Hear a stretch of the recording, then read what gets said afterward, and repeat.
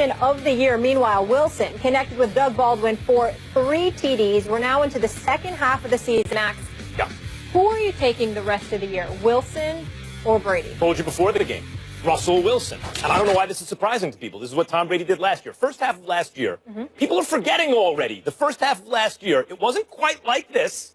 I admit that. It wasn't quite like it's been this year, but it was damn close. Tom Brady was the runaway MVP in the first half. There was nothing to talk about. He was the best player in football. No one was thinking about Cam Newton in the first half. Forget about Russell Wilson. And Tom Brady's first half QBR last year, 81. Best. Russell Wilson, 58.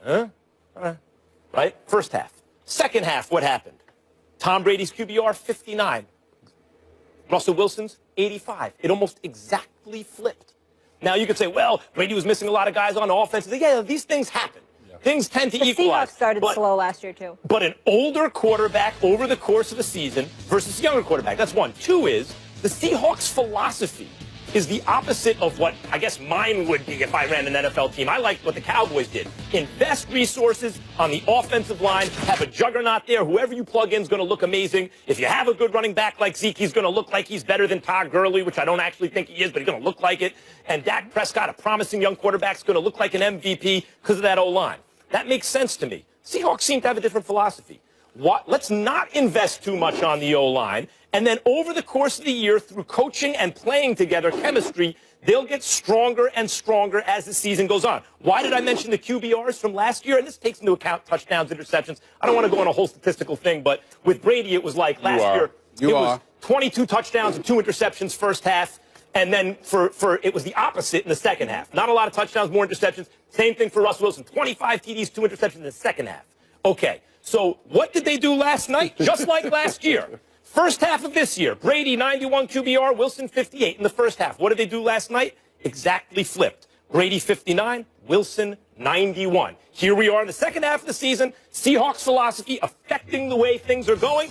Russell Wilson starts to look like a world beater. Tom Brady comes back down to earth. All right. Donovan. I mean, let's throw that away somewhere. Exactly.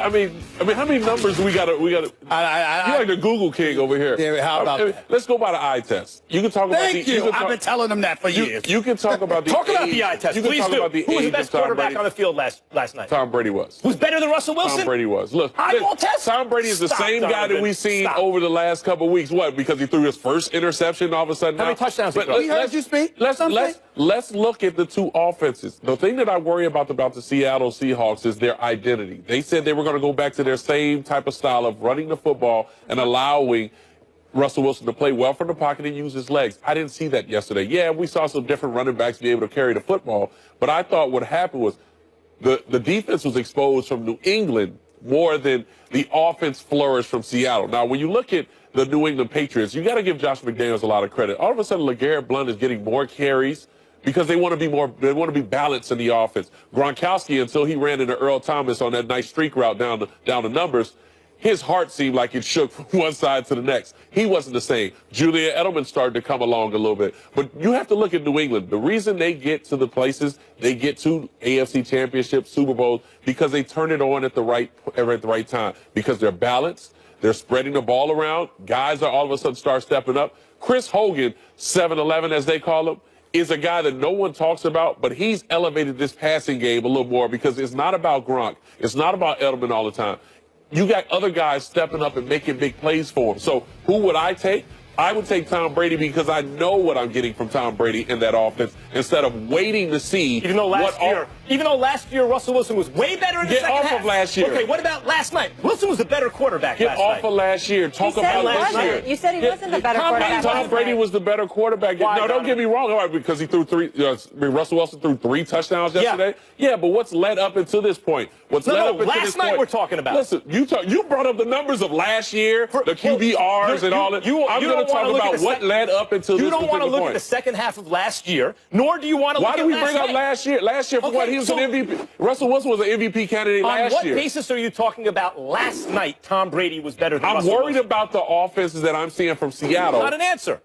It is an answer. It is an answer. I'm worried about the last night. It's the same thing because I didn't see anything that would solidify. How is Seattle's offense against Buffalo? The problem I have with Seattle at this particular point, I had them the #1 team in the NFC, and the only reason I put Dallas ahead of them because I didn't see anything change from that offense. And the same goes from last night. Before Stephen A. chimes in, did the Seattle offense come alive against the Bills the week before this one?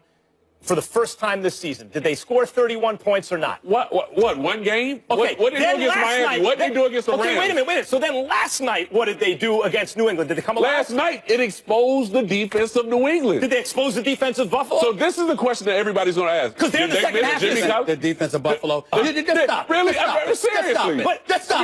You just throw it right there. You go out the way. Hold on. Let somebody else speak. We heard you. We heard your numbers. Donovan we heard your analysis. says that Tom Brady was the better quarterback on the field last night. That's 2 games in the second half of this year, and their offense is alive, just like I told you it would be. I listened to you enough. Yeah. First of all, if Seattle deserves one element of credit, it's the fact that they were all the way in Buffalo on Monday night.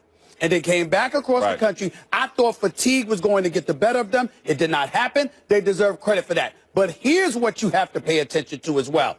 When you think about New England and Brady as opposed to Russell Wilson, Max Kellerman said that we can never count out Aaron Rodgers. Right. Max Kellerman said we have to pay attention to the Dallas Cowboys and respect them. Max Kellerman pointed out a few weeks ago, Minnesota's no joke when I told you Sam Bradford and that offensive line would crumble like a bag of cheap bricks. I tried to tell you, you wouldn't listen, okay? So I gave you all of these teams in the NFC. Who does Tom Brady have to worry about in the AFC? Let's count the ways. Trevor Siemian, Alex Smith. You know, I understand Big Ben Roethlisberger, but it is that Steelers secondary. Don't get me started. Derek Carr, that defense is awful. Yeah. So what I'm saying is the road to prosperity for Tom Brady, if you want to go by paper, is clearly easier than the road to get to the Super Bowl before the season started. But that's not where I'm going. What I'm saying to you is this. When we talk about Tom Brady, Russell Wilson, nobody's trying to knock what Russell Wilson brings to the table. But the issue at question is Tom Brady versus Russell Wilson. I'm also not taking into account just the greatness of Tom Brady, which is consistent, by the way, because I still haven't gotten over that damn interception that Russell Wilson threw in that Super Bowl. Let me be clear. But the other side to it is this. Who's your competition? The NFC is tough. The road to the Super Bowl, I almost want to throw up a saying this. Listen. Brady or Wilson? Listen, I love me some Cam Chancellor. The fact that Cam Chancellor, you didn't bring him up, is blasphemous. It's the reason they played the way they played. That you would talk about the Seattle Seahawks and not even bring up Cam Chancellor. You should be ashamed of yourself based on that alone, that you didn't even bring up Cam Chancellor. Well, the question was Wilson or Brady. Let's be fair. We were talking about the quarterback. I understand that, but what I'm saying is he's talking about Russell Wilson and Brady, but you're also basically leaning towards the prosperity you assume they will. Who was better last night, Russell Wilson or Tom Brady, Stephen A. Smith? To me, it was Brady. But the point that I'm last night, Tom Brady's better than Russell Wilson. I'm talking to crazy people. No, you know, you're talking numbers. I don't. I keep trying to tell you for the summer. Get off the numbers. The numbers are records of events. I keep trying to tell you. They're saying it's not about the touchdowns. It's with those eyes of yours, how you won't use the eye test. Okay, let's use the eye test. I don't understand. Let's use the eye test. How did Russell Wilson's wheels look? Rolling out of pressure and finding guys. Does Tom Brady have wheels? No, that's one of the reasons that. So why did you even bring the wheels into effect? Think about what you're saying. You're saying because Wilson has an advantage over Brady, don't weigh the advantage? Let me say this. They don't want to decide that. To answer your question, we're done with you. You didn't bring up. We're done with you. I'm telling you.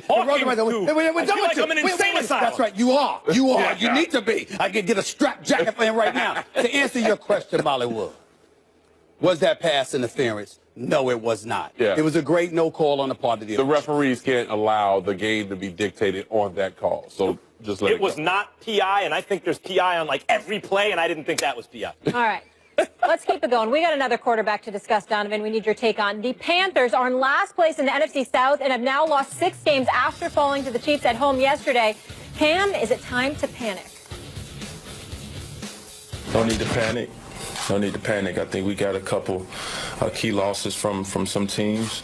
So, that's our optimism. You look at it, whatever our record is, it's not good. But yet we have a locker room full of winners and a locker room full of guys that's full of fight still.